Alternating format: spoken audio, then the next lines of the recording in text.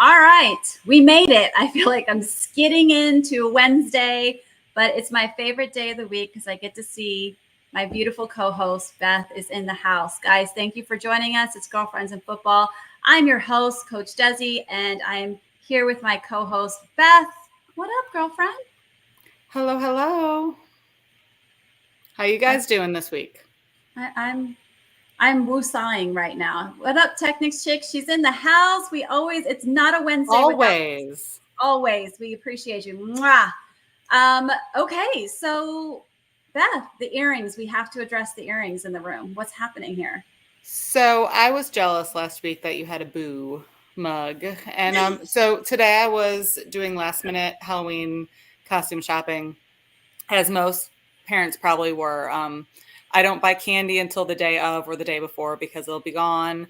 My daughter tried on her costume yesterday and she decided it was too small. So of course I'm going costume shopping today. So today I made a quick run and an errand, and these just popped out at me, and I had to have them.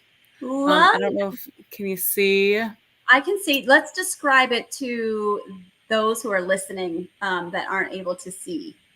So it's gold and glittery, and it's a martini glass with a pretty green drink in it. I'm not sure what cocktail is inside, but there's also a little mummy sitting in there. They're my Halloween cocktail martini glasses. So I'm wearing them today, and I'll wear them tomorrow because I don't know when else will get to wear them. Now I feel bad that I don't have my boo drink. My hey boo. It's out there. I've been drinking nonstop from it every single day this week. So yes, Ticknish Chick says perfect for cocktails and mocktails segment. And boy, we have a good one for you guys today. Speaking of Halloween, did you see the costume of the little kids that were like, they were dressed up as like the ref, and it was supposed to be Sam Darnold and the face mask. So one of the kids had yes.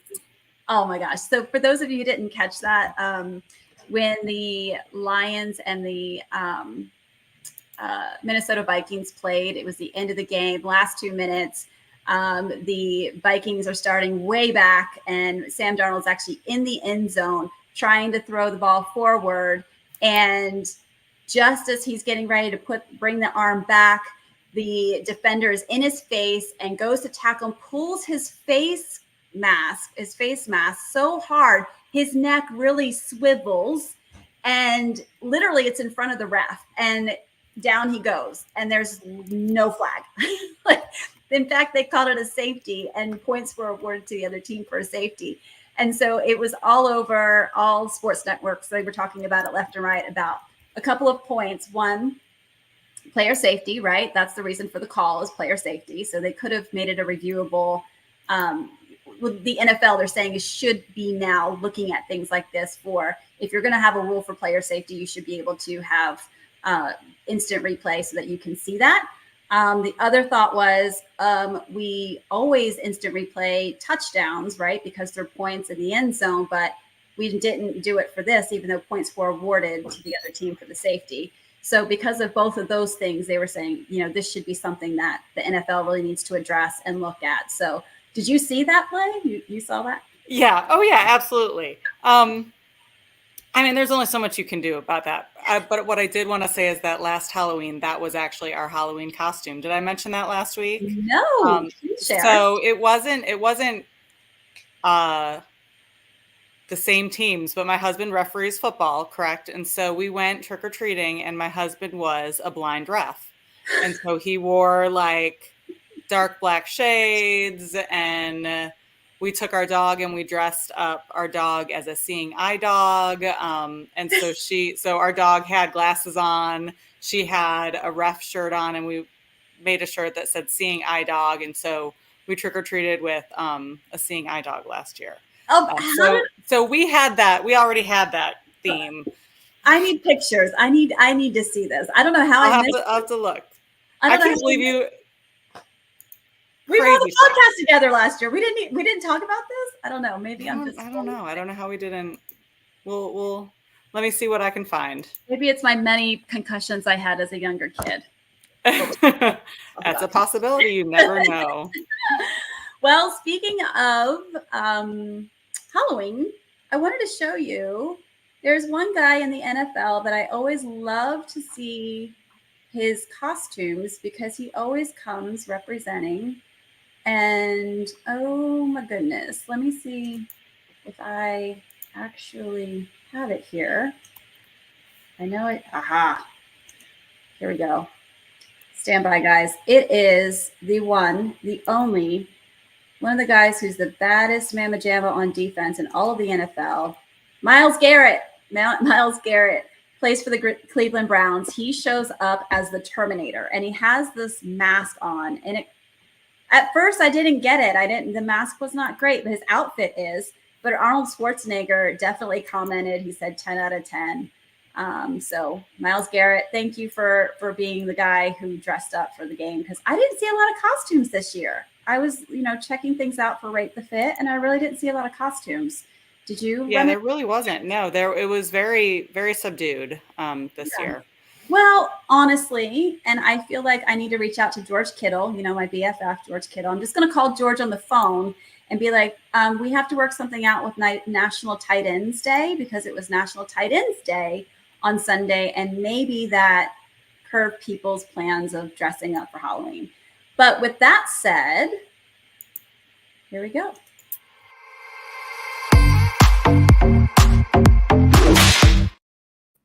We're going to go right into Rate the Fit, because this week I did National Tight Ends Day. So I made sure I shared the love with a number of different tight ends in the NFL.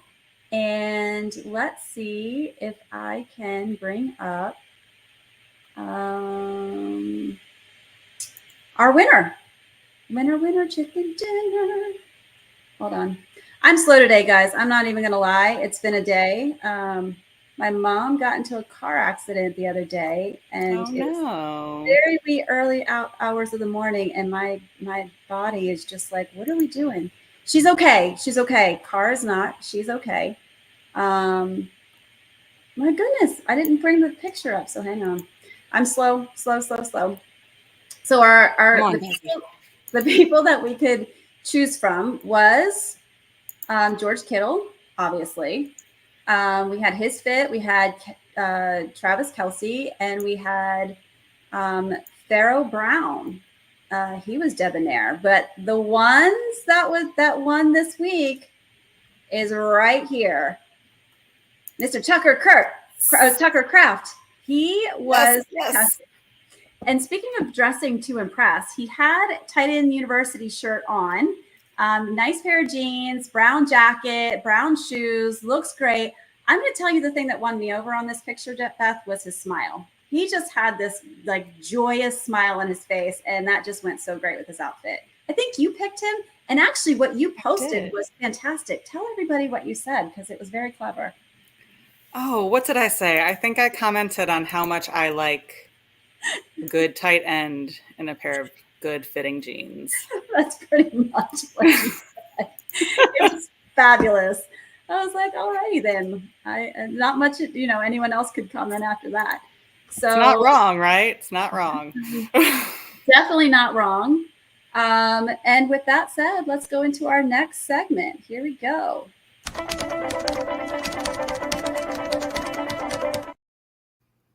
Who's in the news, guys? If we could have even imagined that things could get any worse for those of us who are trying to not see the Chiefs win a third Super Bowl in a row, I have some news for you. The Chiefs acquired Josh Uche from the Patriots, and they just leveled up again, as if, it wasn't enough of their big trade that they got last week. They've now added another fantastic player to their squad. And if you look at their schedule for the rest of the year, it's possible they go undefeated. And I just spoke to someone out there. It's actually a Bills fan. It's your people. It's Bills Mafia. They were talking about how they actually don't really care if they go undefeated, because they'd rather them lose in the postseason. Interesting theory. Would like to hear your comments on that.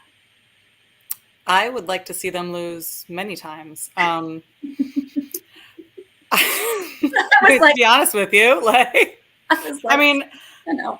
That's fine if they don't want to see that or don't care if they see them undefeated. I would like to see them lose. I did share with you Where did it come from? Who did I yeah, send it that to you grid. from? I sent you, I think it was like NFL, like ESPN's information about it, and it came through as that the only team that has a chance or that they think could win is Buffalo. Yes. So I'm going to share this. ESPN analytics. Yeah. So week 9 they play the Bucks. So they're coming up to playing the Bucks, and it's ESPN's analytics favorite to win. So the Chiefs are favored to win against the Bucks, the Broncos, the Panthers, the Raiders, the Chargers, the Browns, the Texans, Steelers, and Broncos. So I will let everybody know week 11 they play the Bills, and the Bills are favored to win. This game is in Orchard Park in Buffalo. So this is going to be a huge game. I cannot wait. I know you cannot wait, Beth. So I am going to be cheering for the Bills because I think this could be the game. I think this could be the game. I think it's, we play them well. It's going to be an amazing game no matter what. The two of these teams have each other's number. They fight all the time. It is going to be a great game. So I believe the Bills will do it, but it's going to be amazing either way. And I'm going to be stressed out from the beginning to the end. Well, I think you'll be okay because you're the one that knows how to make a good. We'll segue right into cocktails and mocktails this week. For those of you guys who don't know, this is October. It's Breast Cancer Awareness Month. And so we went with the pink theme, which is why you see a pink hat on me today and why our drink of the week is pink. Beth, go ahead and share with us what you got going on in the cup. What did we finally name it? What did we finally name it? We named it the Pink Buccaneer. It took us a minute. It took us a minute to come up with a name. So we were trying to think of something pink, and Tampa Bay, it has a good game coming up this week as well. So we figured we'd go this week with the Pink Buccaneer. Coconut rum, cran strawberry juice. It called originally for regular cranberry juice, but I can just not do cranberry juice a whole lot. And then pineapple juice. The nice thing about this is you throw it all in, stir it up. There's no cocktail shakers, nothing like that. Nothing super fancy. You can definitely just gauge all of your ingredients for this one. So it's an easy party drink, easy tailgating drink to make. It's really good. Yum. And I am a fan of rum. So for those who don't know, I'm not a big drinker most times. I'm not opposed to it. I just don't normally do it. So for those of you, especially my faithful out there, if you're coming to Tampa for the Bucks Niners game, fun fact, Beth and I will be there along with our former co-host, Sherry. We're all going to be there. We're going to be tailgating. This is going to be my drink when I tailgate, and you're welcome to come have a little something at our table, as long as you're responsible and over 21. But for those that are under 21 or don't drink, we have an alternative for you. It's called the Pink Pirate. So, and my kids have tried this and they really liked it. We just subbed for the coconut rum, coconut water. So it was a nice, easy switch. The coconut water isn't too sweet. So because the other two things are both really sweet, that helped balance it out a little bit. It's also really good. It's not on here. If you add a little bit of mint to it as well, that gives a nice little change in flavor to it. So this was, the kids did try this one. This was a good one to have as well. Yum. Well, okay. I'm down for either one of those, and very, very easy. So we've got Terror Dome in the house. Hey, buddy. Nice to see you. He's calling us the Pink Ladies, so I can identify as a Pink Lady. I'm good for that. Let's see. So the Pink Buccaneer is an excellent name for a themed bar. I mean, could be. And there you go. Terror Dome said, oh, wow, y'all going to make me come down. Come on out. Come on out. We'd love to see you. It should be fun. It should be a lot of fun. It should be fun. So we're going to go along. I just want to share a couple of things. I don't know that it's necessarily considered a sports and medicine, but it is Breast Cancer Awareness Month. It is something I just want to remind my friends out there that you definitely want to make sure that if you're due for your mammogram, make sure you get those done. It's the age now for a mammogram is now younger. It's 45, actually over 40 in a lot of cases now. It's definitely And talking younger if there's a history of it in your family. So correct. don't be afraid. Go get it done. It's better to know and get it handled early than to wait. Yep, I got my mammogram this year, so that was my first one, and it didn't suck as bad as I thought it was going to. I'll be honest with you, but a couple of facts. This is from MD Anderson. For those of you who don't know, MD Anderson is one of the premier cancer centers in the country. It's based out of Texas. They have a listing of the 5 little-known breast cancer facts, and I like this group because it kind of gives some updates to some former thoughts. Breast cancer doesn't always come in the form of a lump. So sometimes for those of us that are still doing breast exams, self-breast exams, and you're looking for a lump, don't let that be fooled and hold you back from getting a mammogram, because they're not always going to be in the form of a lump. Sometimes it's identified as just a calcification on a mammogram, and you do want to catch this as early as possible, because the rates of early stage detection. So when you catch breast cancer in its earliest localized stages, the 5-year relative survival rate is 99%. So mammograms can save a life. Make sure you get those done. Other symptoms could be, besides a lump in your breast, is swelling in or around your breast, collarbone or armpit, skin changes around your breast, itching, nipple changes, or discharge from the nipple. Those are all different symptoms that you want to have checked out. Having a male relative who's had breast cancer increases your chances. So this is also not just women only. This is something that men can get as well. And let me see, it says in this year, in 2024, an estimated 310,720 women and 2,800 men will be diagnosed with invasive breast cancer. So men, make sure you're doing your part too and reporting any kind of symptoms and checking on your breast as well.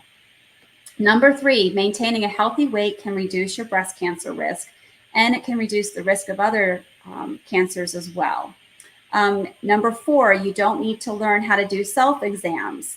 Studies show that doing monthly breast exams isn't necessary. Instead, it's more important to stay aware of how your breasts look and feel. And if you notice any changes, report those to your doctor without delay. And this works just as well as doing a formal breast self-exam. Number 5, drinking several glasses of alcohol a day can increase your breast cancer risk. So having a glass of wine now and again is not bad for your health, but drinking several glasses a day can increase your breast cancer risk. So check out MD Anderson. That's where I got that information from. Also, you can go to the American Cancer Society, cancer.org, and they have a full 2024-2025 breast cancer facts and figures for you. But make sure you go and get those mammograms and take care of yourself. Be aware. So that's our little moment on breast cancer. Now, I guess we will go now to sports and medicine.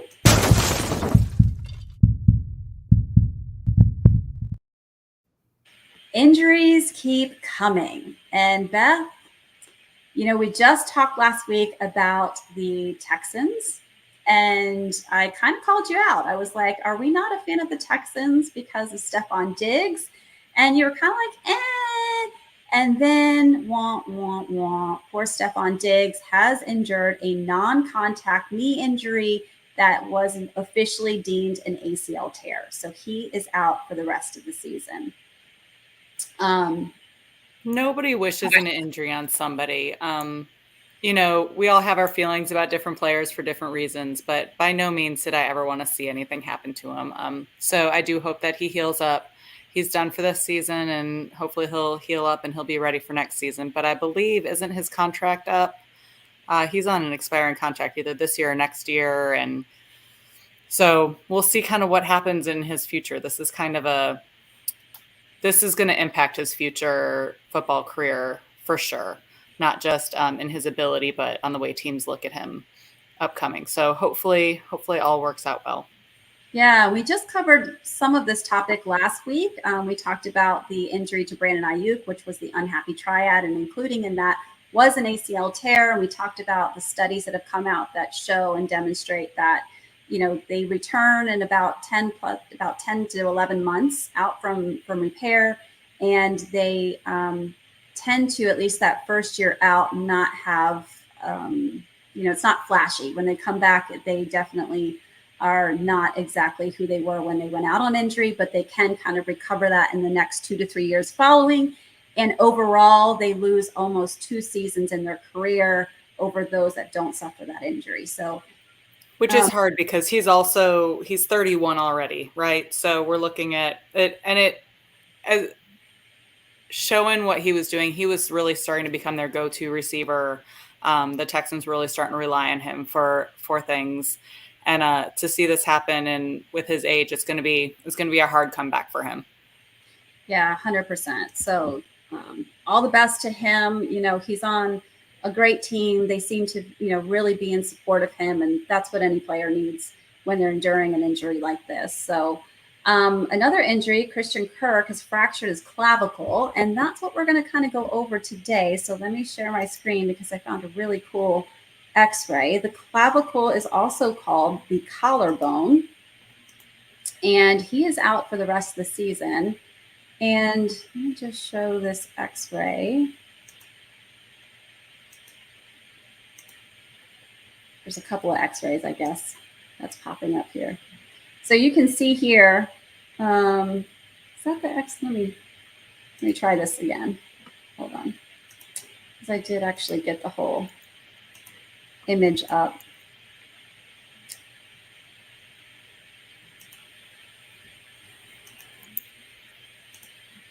Stand on.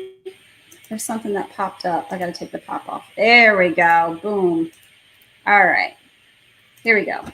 So this is a beautiful picture of a fractured clavicle. So you can see that crack right in the middle of the clavicle. When we talk about clavicle fractures, we talk about them in thirds. So the distal 1/3 is the part that's a little bit closer to the what you would consider the outside part of the shoulder as it goes to the AC joint. Then you have the middle 1/3, which is where this fracture is being demonstrated, is in the middle 1/3 of the clavicle. And then you have the proximal 1/3, which is the one that's closest to the sternum, the chest plate in the middle of your chest. So those are the different segments of the clavicle. I don't know specifically where his fracture is, but this is something where every movement of your arm you will feel. And anytime that you even breathe, cough, laugh, anything like that, you're going to feel this fracture. And depending on the type of fracture, a lot of these can just heal in a specific type of brace.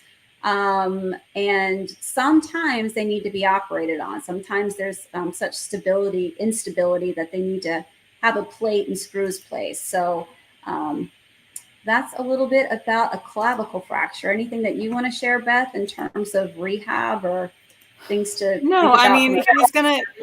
The rehab from this one is a little bit shorter than some of the other injuries that we talk about. It's 8 to 12 weeks typically, which isn't terrible. He should be back next season doing well without any problems. There's just a ton of blood vessels and nerves that travel down through that general area of our body. So it's really important to get it to heal up quickly and to keep everything stabilized.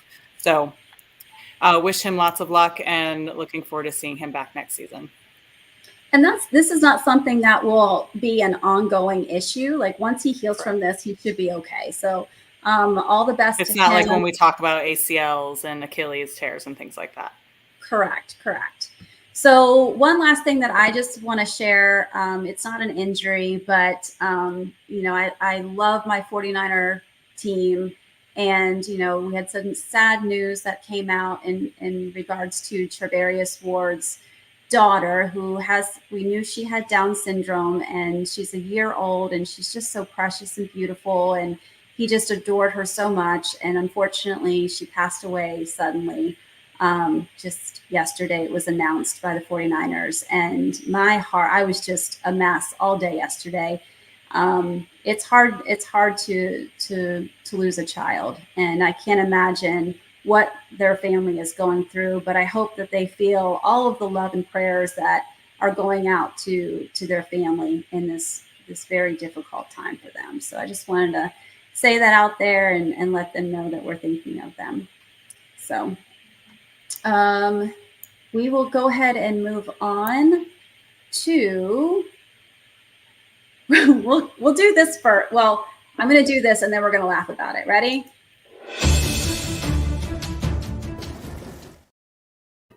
Game of the week. And the reason why we're going to laugh about it is because last week's game of the week, I picked the Did we pick the Ravens Cleveland game? I feel like I didn't, and I was kicking myself in the butt when I sat down to watch it because I was like, I don't think so. I picked the Bengals game last week, which was a joke, but yeah, and I sat down because my husband's a big Ravens fan, sat down to watch the Ravens-Browns game. And as soon as I started to watch it, I was like, why did I not pick this as the game of the week? This is always a blockbuster game. You know, they're always rivals. It's a good game. It's always a good game. And holy smokes, if you had told me, well, I'll also say, part of me wanted to say last week, you know, with the new quarterback. Yeah, if Deshaun Watson isn't in, do we actually get to see a different version of the Browns? Like, do they get to and it's Jameis. We did. Yeah, it was phenomenal. And why is Sherry not here? Because she loves Jameis because he's a former FSU player. So did you watch that game? It was no, because it was the same time the Bills game were on. We tried to switch over. I don't remember what game that we switched over from. But it was on during the Bills game, so we did not get to see that one. Yeah, I will say Ravens had opportunities and they just didn't capitalize on it. There were opportunities where there were potential interceptions and the ball was there and then it got dropped. There was drops of different wide receivers. And, you know, in talking about this game, and of course they ultimately lost to the Browns, but the Ravens since that game picked up Diontae Johnson from Carolina with a crazy, I think it was a 6th round pick. It was insane. For a 5th round pick. He basically got him for free. They got him for free. There was nothing, there was no loss involved in this. And absolutely for free. What a great deal. Right. And Carolina's on the hook for most of the contract. I think that Baltimore only has to pay $600 and some $1,000. I mean, this is an insane situation. But, you know, I was talking it over with my husband. They've got Zay Flowers. They've got Bateman. They've got 2 tight ends that are fantastic. Where does this guy going to fit? Are they going to pull Bateman? You know, Bateman didn't have a great game. He hasn't been having big blockbuster, games. You know, is this where he's going to fit in? Are they going to bench somebody, or is this going to be an added rotation to create depth? We'll have to see. I mean, it's hard when you see some of these teams because you're like, you've got so many weapons already. Just stop. Just especially when a team like mine who's so injured, you're like, just give me something. Just give me something. Yeah. You got Debo out there with pneumonia, you know. Oh, I don't know if you saw. So we'll talk about the Niners game real quick because Debo's out there. I still, to this day, I cannot believe he had pneumonia and he's out there. He looked pretty doggone good too. He didn't look super good. It was amazing. Love that for him. And what I didn't love was, I guess he got a rib injury after. So now I'm kind of like, okay, because we talked last week about rib injuries and how that can lead to pneumonia. So now he's got pneumonia and for sure has a rib injury. Or did he have a rib injury beginning and this was exacerbated? There's lots of little questions, but I just hope that this doesn't hinder his resolution. Yeah. So Niners pulled out a win against Dallas. So it's been a glorious week and I'm going to enjoy my bye week now without being angry. But let's talk about your Bills, sis. Let's talk about your Bills. Man, they showed up to play, didn't they? They walked into Seattle like they owned the place.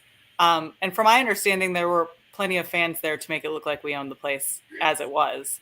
I get that.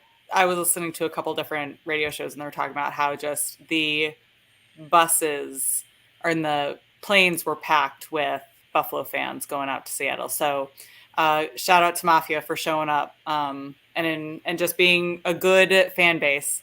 But the defense came into play. We've had problems recently where the defense takes a little while to kind of catch up and warm up and figure out. No, they knew they had Seattle's number, and they plowed them. It was amazing. It was so fun to watch. Greg Rousseau almost had an interception at the very beginning of the game. Later on, Austin Johnson got an interception off of a deflection. Cook had 2 TDs. Coleman got a TD. He had that amazing one-handed catch over, I don't even remember the guy's name.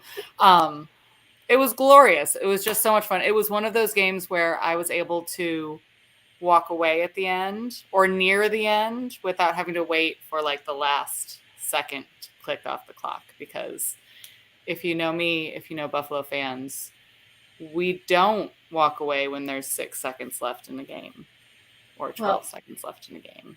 You know who did? Bears fans. I know.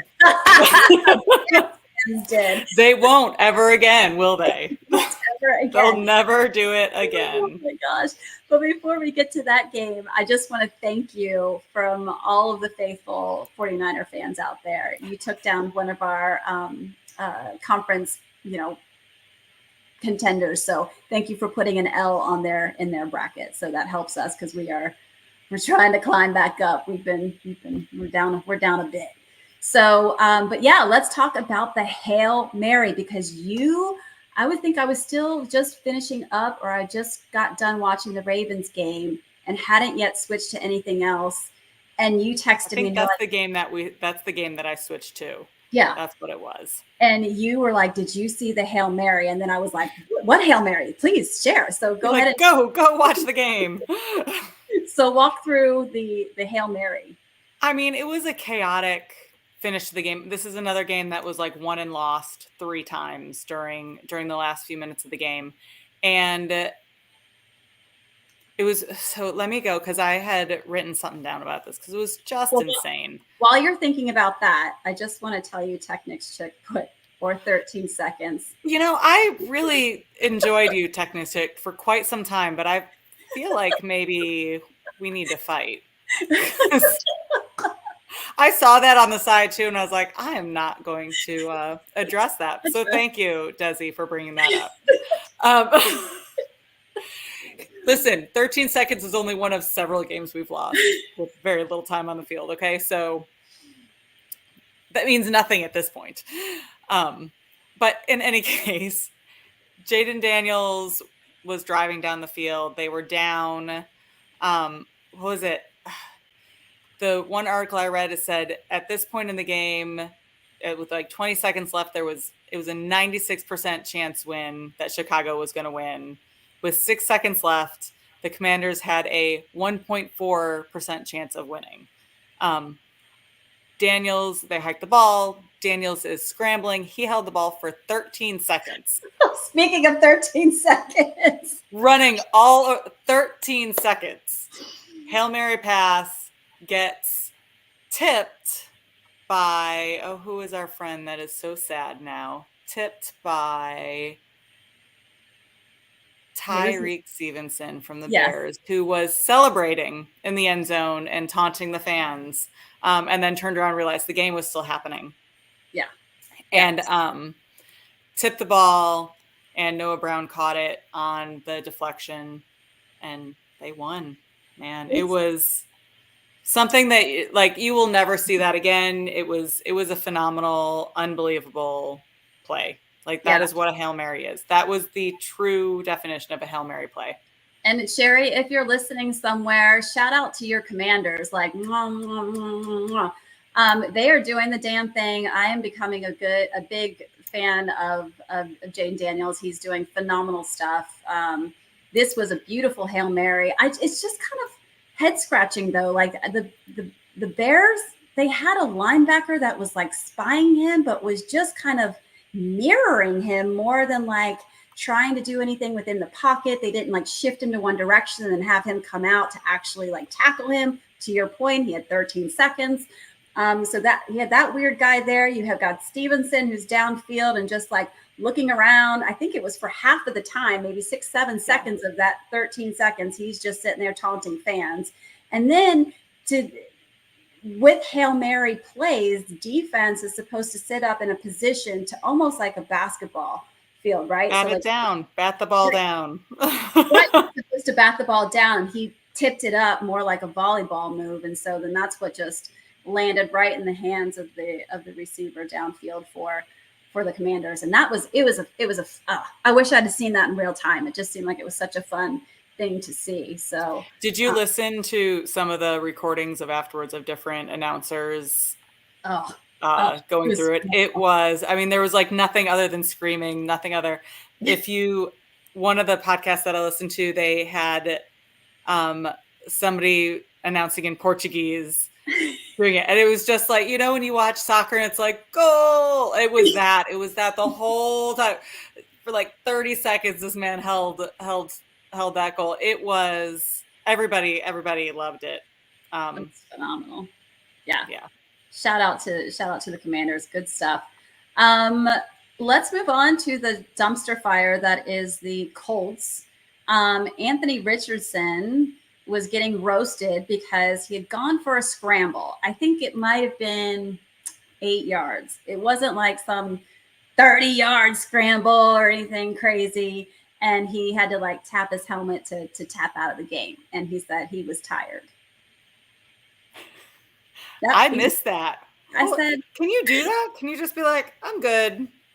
He did. He just was like, yo, get me out.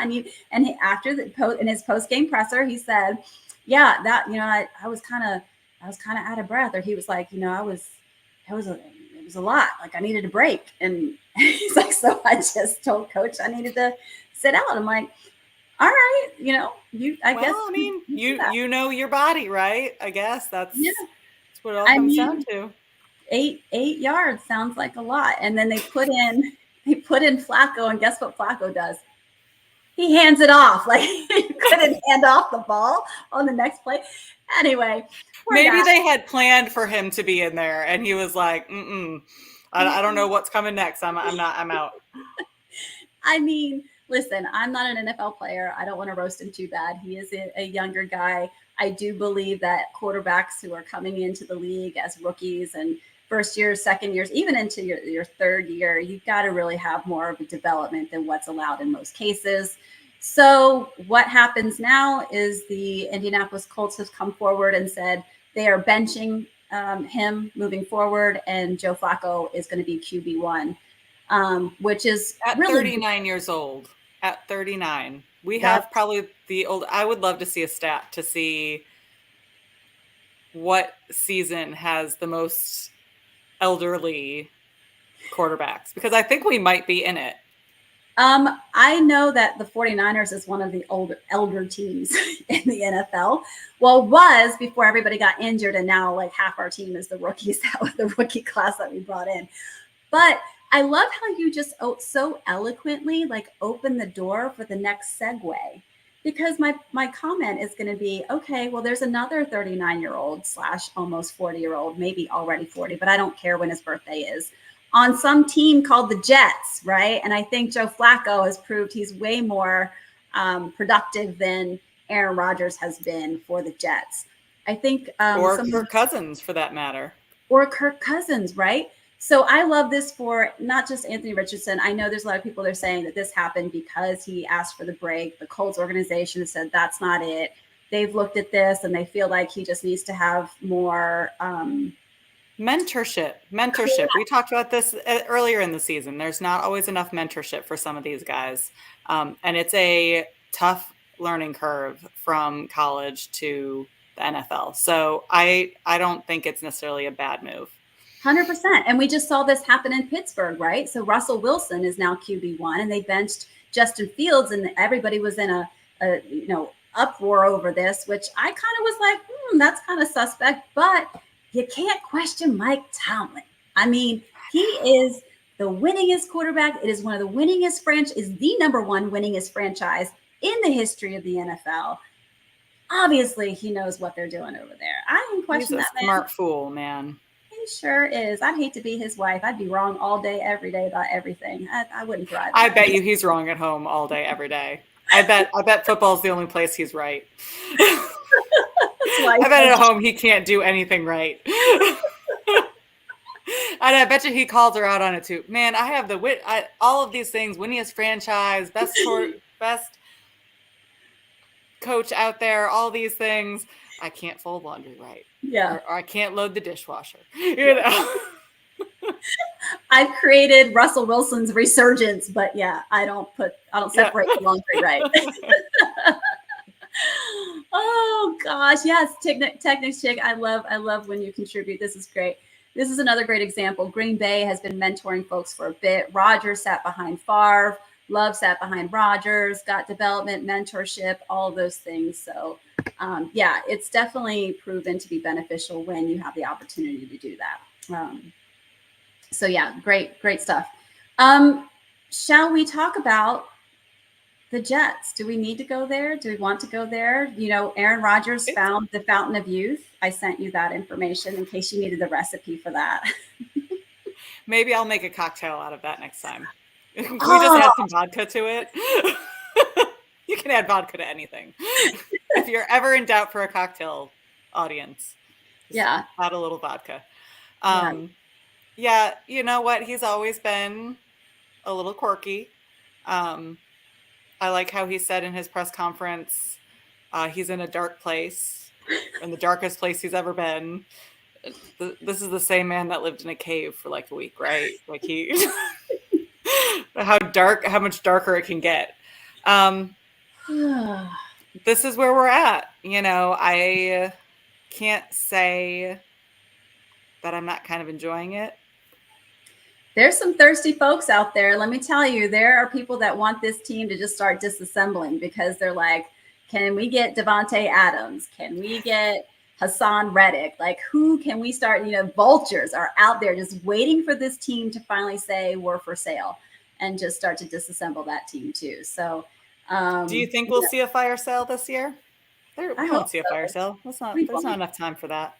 Too much pride involved in this at this stage. I don't think it's going to happen. But I mean, I don't know. It's a great soap opera, right? It's almost as good as Jerry Jones down in Texas. But I would also like to say that our division,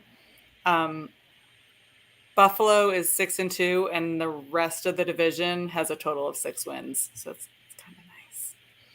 It's a really pretty stat. And I felt like we are here. We've turned into the AFC of the South. It doesn't take a whole lot for us to be in a good place right now. It does not take us a whole lot. Goodness gracious. All right. Well, with that said, let's look ahead to the games this week. So tomorrow night, we start with Texans Jets. Speaking of the Jets. And look, no surprise that Beth and I both have picked Texas. I don't think that you need a rocket scientist to pick that one. No, why? But, you know, we'll see. Carrying on into Sunday, the Cowboys are in Atlanta playing the Falcons. That's your home. Yeah. Listen, Kirk Cousins has been doing a great job. He has proven me wrong. I have lots of faith right now. So let's do it. And at home. You know what? Kirk Cousins, let me tell you, Kirk Cousins does awesome because he's on my bench. Every time there's someone on my damn bench on fantasy, they keep show him the on hell your bench. out. And it, do not play him. Do not play him. It's like the same situation I was in. All right, we have Dolphins playing the Bills, which this is interesting because we both vowed to not watch a Dolphins game since Tua's been back. So what are you going to do? I should have looked at the schedule before that. I mean, I'm going to have to watch it. Yeah. I'm going to watch through like peeking fingers the whole game because maybe you just don't watch when their offense is on. Maybe you just watch offense is on. Yeah. That's if I'm going to watch that game, that's how I'm going to watch it. Yeah. We have the Bengals at home. Bengals. What's that? Raiders, Bengals. Yeah. I was just agreeing Bengals at home playing the Raiders. This is split. So you have Raiders. I picked Cincy mostly because they're home. T. Higgins. They've been burning me lately. I've been picking them every week, and they're burning me pretty hard. So that's the only reason why I walked away from that. I don't blame you, and I probably should have too. But here we are. Speaking of which, did you tally what we did last week? I beat you by 1. By 1. 11 to 10. I'm surprised. I really thought that I was going to be the dumpster fire this week for sure. So I'm actually well. Okay. You know what happened is where did it fall apart? I mean, you fell apart early. I moved ahead, but then, but at the end, like I chose Dallas, you chose Frisco. You know, like there were a couple near the end that I was like, oh, yeah, all right. Yeah, there were some upsets this week for sure for me that I just was like, damn. I think we both picked the Ravens, right? Why wouldn't we have? I know. Of course we did. Pterodome asking if either one of us picked the Lambs over the Vikings. No. Negative. Pterodome, we did not. Let's see. Carrying on for this week, we have Chargers playing the Browns at home in Cleveland. So we both have the Browns winning that one. We're not going to sleep on home game, new quarterback, all the things. Let's do it. Yeah. We're not going to. Yeah. All right. We're in Jameis we trust. Let's see. We have Patriots playing Tennessee Titans. I went with Titans. I don't know why. Just figured I'd throw it out there. You have Patriots. I mean, same thing. It's a crapshoot for this one. Who knows? Flipped a coin. I think it's because the Patriots, did they win or lose this past week? I think it had something to do with. They beat the Jets. Remember, they're the ones who beat the Jets. Oh, that's what it is. I think that's why, because they're now on a winning streak. Right. All right. Well, there you have it.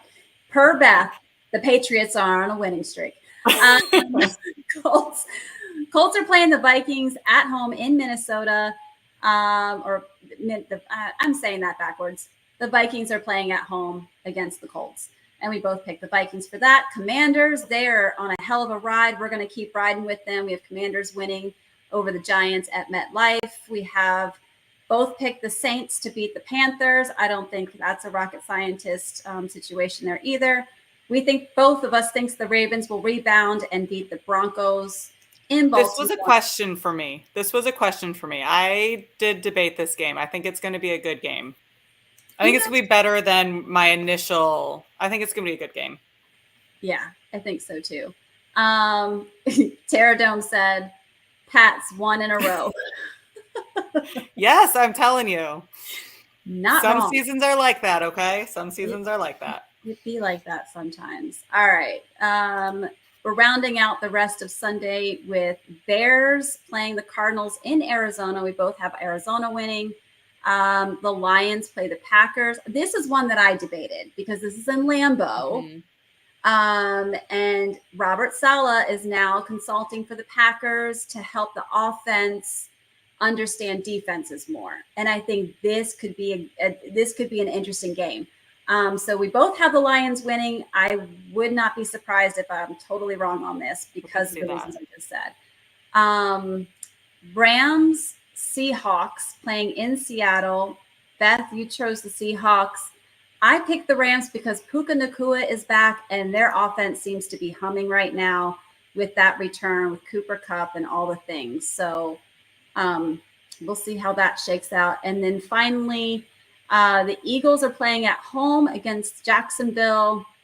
I mean, Jacksonville needs a lifeline at this point. So I think Eagles, should be a clear winner at home. No questions. And then we have Monday Night Football. We've got Buccaneers, Chiefs, and this is being played in Arrowhead. You picked the Bucks. Is that just somebody has to do it? Listen, I'm here for it. Do I think it's going to happen without Godwin, without Mike? I mean, Big Mike is not going to be in this game. I mean, somebody's got to do it. Somebody's got to do it. I'm not going to be mad. Listen. Who would have said that Cleveland would beat Baltimore? I think. Okay.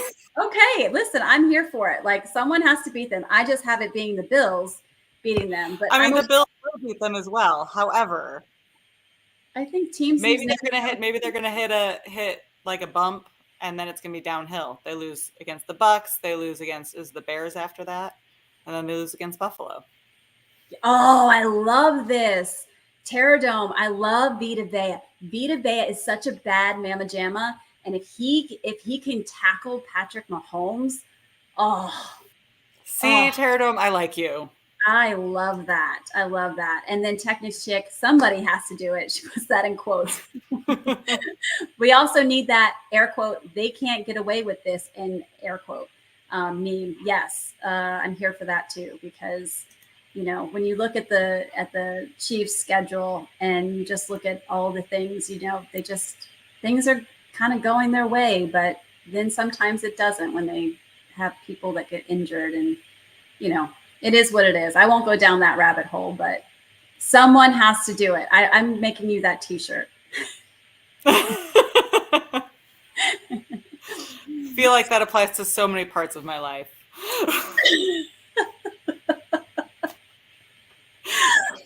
Also, Mike probably is a very appropriate t-shirt. Yes, we're probably going to make that for Mike Tomlin's wife as well, because I think she probably would use that. Tara Dome said pause. All right. On that note, anything else that you want to share? Anything else that you're excited about this week? Are you talking to me? I guess I'm your co-host, so that's me. No, I mean, let's do this. We've got Halloween is tomorrow, so I will not watch the thrilling Texans Jets game, but I'll hear about it afterwards, I'm sure. And then let's get into November. All right. Everybody vote. I'm going to say that. That is the one thing I'm going to say. I don't care what you vote for, who you vote for, but get out there and vote. This is what America's made off of. So get out there and vote, please. Amen. I second that. I second that. And Terradome has a question. Costumes. What are your costumes? My earrings? Her earrings. That's what I got this year. She's going to be a mummy drinking martini. Mm-hmm.